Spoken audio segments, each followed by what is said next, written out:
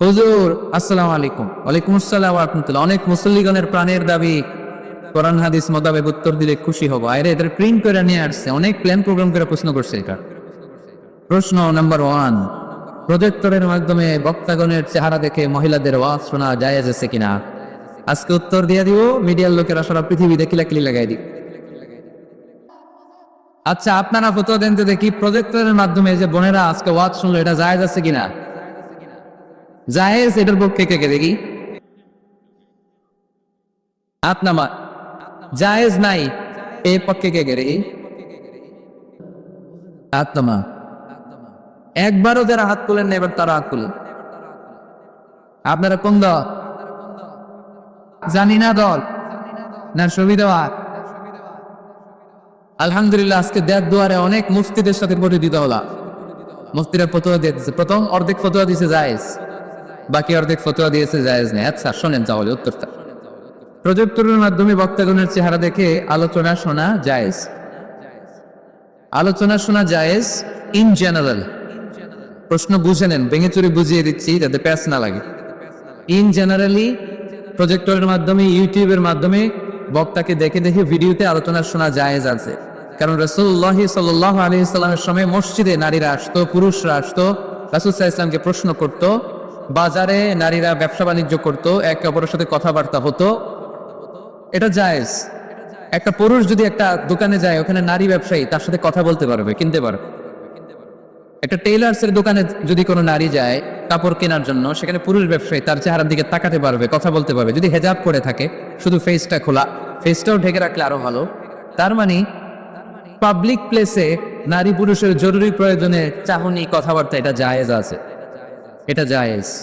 তাহলে প্রজেক্টরের মাধ্যমে বক্তাগণের চেহারা দেখে মাহফিল দেখা, এটা জায়েজ। সমস্যা কোথায়? সমস্যা হচ্ছে কোনো নারী যদি কোনো বক্তার চেহারা দেখে অন্য কিছু ফিল করে, সে যদি তার প্রতি আসক্ত হয়, শুধু ওই মহিলার জন্য না জায়েজ। ওই মহিলা ভিডিও দেখতে পারবে না, ওই মহিলা অডিও শুনবে, ওই বক্তার অডিও আলোচনা শুনবে। বক্তার দিকে তাকিয়ে তাকিয়ে বক্তার কথা শুনতে শুনতে যদি বক্তার প্রেমে পড়ে যায়, তাহলে ঝামেলা আছে না নাই? ঝামেলা আছে। এটা যেন না হয়। সে শুধু একজন স্কলার বা টিচার, শিক্ষক মনে করে শিক্ষকের কাছ থেকে কথা শুনতেছে, তাকাচ্ছে বা তাকাচ্ছে না, ওটাতে সমস্যা নাই। কিন্তু বিশেষভাবে এই বক্তার প্রতি যদি সে আকর্ষিত হয়, অ্যাট্রাক্টেড হয়, দুর্বলতা অনুভব করে, তাহলে ওই নারীর জন্য ওই বক্তার ভিডিও দেখা জায়েজ নাই, অডিও দেখা জায়েজ আছে। কথা কি বুঝতে পেরেছেন? 2 নম্বর প্রশ্ন, নামাজ, রোজা, হজ, যাকাতের মতো পর্দা করা ফরজ কিনা? বিস্তারিত বলার অনুরোধ রইল। জি, পর্দা করাও ফরজ। পর্দা করা ফরজ। আমি বোনদেরকে বলি, বোনেরা আপনারা অনেক দামি, দামি জিনিস কেউ খোলা রাখে না। রাখে? আমার যদি 50,000 টাকার একটা বান্ডিল থাকে, আমি কি এদিকে অর্ধেক এদিকে অর্ধেক বাইর করে রাখবো? আমি একবারে ভিতরের পকেটে রাখবো, ঠিক কিনা?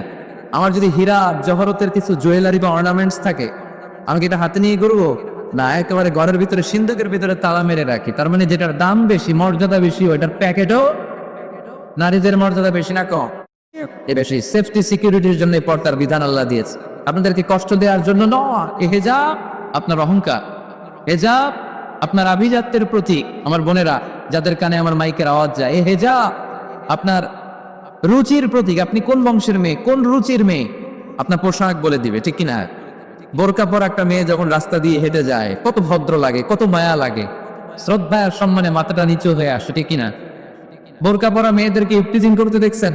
যাদের ওড়নাটাই গলার মধ্যে ঝুলিয়ে রাখে, বুকটা দেখিয়ে রাখে, টাইট ফিটিং জামা পরে এদিক সেদিক ঘুরে বেড়ায়, এরাই সাধারণত পুরুষদের দ্বারা আকৃষ্ট হয়, ইফটিজিং এর শিকার হয়, লাঞ্ছনার শিকার হয়। এখন ঠিক কিনা? এখন পর্দা কতটুকু ফরজ? সবচেয়ে ভালো পর্দা হচ্ছে আমার বোনেরা শুধু চোখ খোলা রাখতে, চোখ খোলা আর বাকি সব ঢাকা, হাতের কবজি খোলা, এতটুকু। তবে বিষ্ণু ইসলাম এটা রুকসাত দিয়েছেন, কেউ যদি চেহারা খোলা রাখে এটাও পর্দা হবে। শুধু চেহারাটা খোলা আর হাতের এতটুকু খোলা, কবজি পর্যন্ত, বাকিটা ঢেকে রাখতে হবে। এটাকে বলে রুকসাত। ফ্লেক্সিবিলিটির সাথে আপনি আমল করলেন। কোন মেয়ে যদি চেহারা খোলা রেখে বোরকা পরে, এটা জায়েজ আছে, এটা না জায়েজ না, এটা নিষেধ না, এটাও পর্দা। আর যদি চেহারা ঢেকে শুধু চোখ খোলা রাখে, এটা সবচেয়ে ভালো পর্দা, এটার বলে আজিমা, এটার উপরে পর্দা হতে পারে না। তা আমি ওইটাই সাজেস্ট করি, শুধু চোখটা খোলা রাখেন, কারণ চেহারা হচ্ছে সৌন্দর্যের রাজধানী। চেহারায় যদি দেখে ফেলে তো সব দেখা হয়ে গেল, ঠিক না?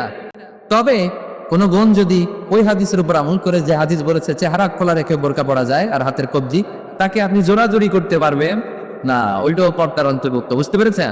আল্লাহ তাআলা আমাদের সবাইকে কথাগুলো বোঝা এবং আমল করার তৌফিক দান করুক। আমরা বলি আমিন। এটা কি